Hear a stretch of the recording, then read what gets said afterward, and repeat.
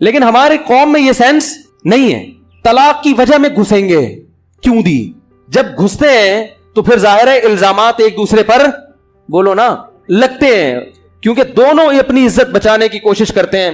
اور ہمارے معاشرے کا مزاج لوگوں کو معلوم ہے کہ اپنی عزت بچانے کے لیے دوسرے کو معاشرے میں ذلیل کرنا انتہائی ضروری ہے. آج کل جو مارکیٹ میں چل رہا ہے نا وہ یہ چل رہا ہے کہ اپنی عزت جب ہی بچے گی جب دوسرا کیا ہو جائے گا, ذلیل ہو جائے گا. تو وہ اس کو ذلیل کر رہا ہے اور یہ اس کو ذلیل کر رہا ہے, اور لوگ بیٹھ کے درمیان میں کیا کر رہے ہوتے ہیں, فلم دیکھ رہے ہوتے ہیں, تماشا. ابے اس نے یہ بولا, ابے اس نے یہ بولا, ابے وہ دیکھو, ابے وہ دیکھو. بھائی علیحدگی ہو گئی, ختم. آپ خاتون سے بولو محترمہ جب آپ کی اس سے علیحدگی ہو گئی یا آپ اس سے طلاق چاہ رہی ہو تو طلاق لے کے علیحدگی اختیار کر لو. کیا تھا کیا نہیں تھا, وہ ہے نا جمائمہ خان کا عمران خان کے خلاف.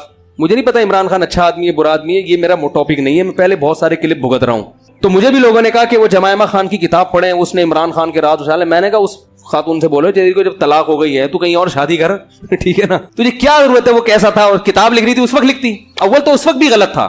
اگر عورت کو اپنے شوہر کے بارے میں برائی کا علم ہو, کسی سے مشورہ لینے کے لیے بتائے, وہ تو ایک الگ بات ہے کہ بھئی یہ ایسے آدمی سے جو راز فاش نہ کرے, وہ تو ایک الگ چیز ہے. لیکن اس کو معاشرے میں ذلیل کرنے کا کوئی تک, بھئی خراب ہے تو آپ علیحدگی لے لیں اس سے, چپکے سے پتلی گلی سے نکل لیں. آپ بیوی آپ کی خراب ہے تو آپ آرام سے اس کو چھوڑ دیں, معاشرے میں ذلیل کرنے کی کوشش نہ کریں. حضرت عویمر اجلانی رضی اللہ تعالی عنہ نے اپنی بیوی کو زنا کرتے ہوئے اپنی آنکھوں سے دیکھا. صحیح بخاری کی حدیث ہے. نبی کے پاس آئے, یا رسول اللہ میری بیوی نے زنا کیا ہے. آپ غضبناک ہو گئے, فرمایا گواہ نہیں ہے, تمہاری پشت پہ کوڑے لگیں گے, اور اپنے چہرے کو پھیر لیا آپ صلی اللہ علیہ وسلم نے, ناراضی کا اظہار کیا. علامہ نووی نے لکھا اس طرز عمل میں نبی نے بتا دیا کہ نبی کو یہ بات اچھی نہیں لگی کہ آپ اپنی بیوی کو دیکھا ہے تو مجھے آ کے کیوں بتا رہے ہو. حالانکہ نبی تو مربی تھے, روحانی باپ تھے, روحانی باپ کو بھی اجازت نہیں دی جا رہی کہ اپنی بیوی کے زنا کے بارے میں آپ آ کے بولو بھائی بتائیں کہ یہ ایسی ہے. علامہ نووی نے لکھا ہے اس کے تحت کہ اس صورت میں نبی نے طرز عمل نے بتا دیا, بھائی آپ نے دیکھا ہے طلاق دے کے بولو بھائی چپکے سے اس کے راز کو فاش نہ کرو, فارغ کر دو. بھائی نہیں, لوگ پوچھیں کیا مسئلہ, بھائی ہماری نہیں بن رہی تھی آپس میں, ختم. بھائی نہیں بن رہی تھی, کیونکہ اگر اس سے برائی ہوئی ہے تو توبہ کا آپشن بھی ہے کہ نہیں ہے, یہ توبہ کا دروازہ بند ہو گیا.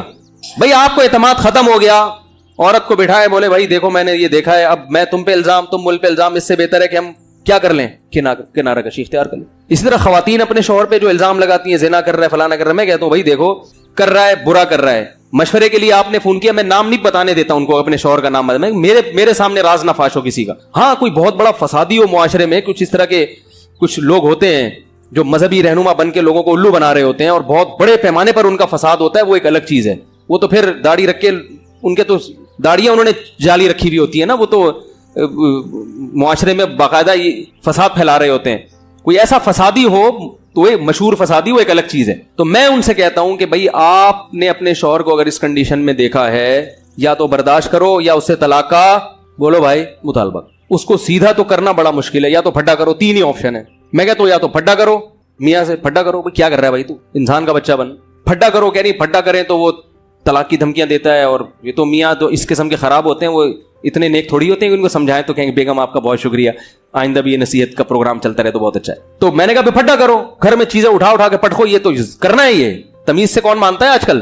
ایسی خواتین دیکھو کیسے الٹے مشورے دے رہا ہوں میں, وہ کہتی ہیں اس کے ناجائز تعلق. میں کہتا ہوں اٹھاؤ برتن توڑو, جب گھر میں آئے نا, اللہ کی قسم ایسے مشورے دیتا ہوں میں, چاہے آپ اس پہ کچھ بھی کمنٹس کریں. خاتون کہتی ہے میرا میاں کے غلط تعلقات ہے, میں کہتا ہوں توڑ دو گھر میں جتنے برتن ہیں, آئے گھر میں بولو اٹھا کے پھینکو, بولو یہ میں شریف زادی ہوں, بچوں پہ کیا اثر پڑے گا جب ان کو پتا چلے گا, یہ گھر میں برداشت نہیں ہوگا, توڑو پھوڑو, یہ کرو, ایسی کی تیسی روٹ کے چلی جاؤ. اور اگر یہ نہیں ہو پا رہا آپ سے, آپ میں دم نہیں ہے توڑنے کا برتن, کانپ رہی ہیں آپ, ہمت ہی نہیں ہے, تو پھر کیا کرو بھائی. بسوں کے پیچھے لکھا ہوتا ہے تپڑ ہو تو پاس کرو ورنہ برداشت کرو, لکھا ہوتا ہے نا.